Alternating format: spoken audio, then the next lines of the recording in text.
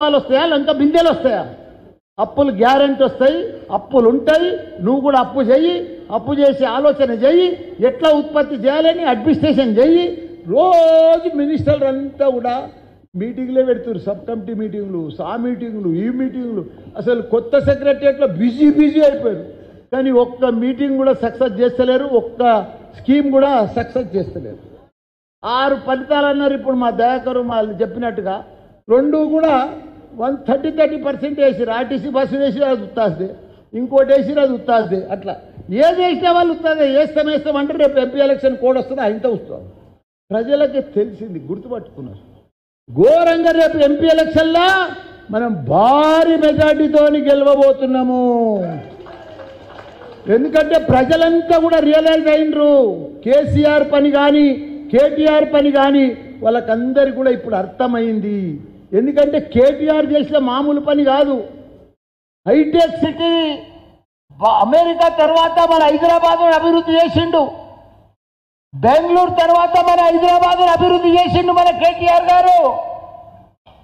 మనకు 9 లక్షల మంది ఐటీ ఉద్యోగులు మన తెలంగాణలో పనిచేస్తున్నారు. అది అనంత ఉద్యోగులు కాదా? 1000 గురుకుల పాఠశాలలు తెరిచిండు మన కేసీఆర్ గారు. 6 లక్షల మంది KG to PG చదువుతున్నారు. మన ప్రతి పేద పిల్లలకు 1,20,000 రూపాయలు పెట్టి గురుకుల పాఠశాలలు చదువుతున్నారు. దేశంలో ఎక్కడన్నా ఉన్నాయా 1000 గురుకుల పాఠశాలలు? ఒక్క రాష్ట్రంలో కూడా లేవు, మన తెలంగాణలో తప్పితే. ఇవన్నీ అభివృద్ధి కాదా? కాళేశ్వరం కట్టలేదా? 46,000 చెరువులు ఈరోజు ఎండాకాలం మే జూన్లో గలగలలాడుతున్నాయి, నిండు కుండ లెక్క ఉంటున్నాయి. ఇవంతా అభివృద్ధి కాదా? అప్పుడు మనకు ఎడ్లకు కూడా నీళ్లు దొరకవు, ఆవులకు పశువులకు నీళ్లు దొరకకపోవు, పశువులకు గాసం దొరకకపోవు, వరిగడ్డి దొరకకపోవు. బయటికి వెళ్ళి తెస్తుంటే మీ కాంగ్రెస్ ప్రభుత్వంలో అసుంటిది ఇవాళ ఎక్కడ పంట పొలాలు 3 లక్షల మెట్రిక్ టన్నుల ధాన్యం పండించిన ఘనత, దేశానికి అన్నం పెట్టిన ఘనత మన రైతన్నలేదు. మన అన్నపూర్ణ రాష్ట్రం చేసిన ఘనత మన కేసీఆర్ కాదా? వాళ్ళకి సకాలంలో రైతు బంధు ఇచ్చి ఇవన్నీ ఇచ్చి చేస్తేనే కదా ఇవంతా అభివృద్ధి అయింది. దేశంలోనే ఒక పేరు వస్తుంది, ఒక మోడల్ సీఎం కేసీఆర్, ఒక అభివృద్ధికి నెంబర్ 1 కేసీఆర్.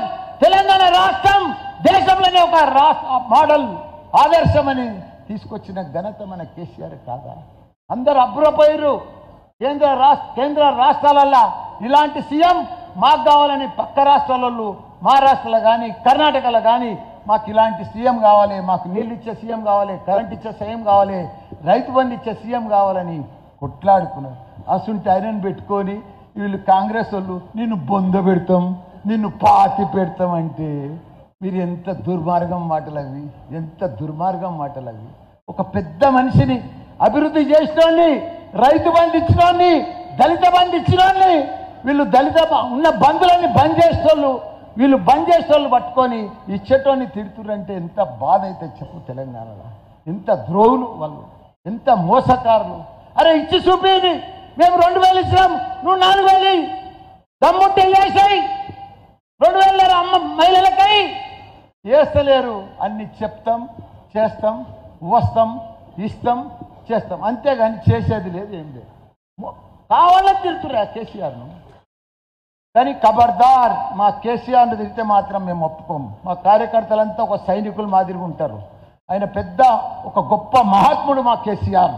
అసుంటి మహాత్ముడు, అసుంటి నాయకుడు దేశంలో ఎక్కడ కూడా లేడు. కాబట్టి మా సీఎం కేసీఆర్, మాజీ సీఎం కేసీఆర్ను ఒక్క మాట అంటే కూడా మేము ఒప్పుకోము.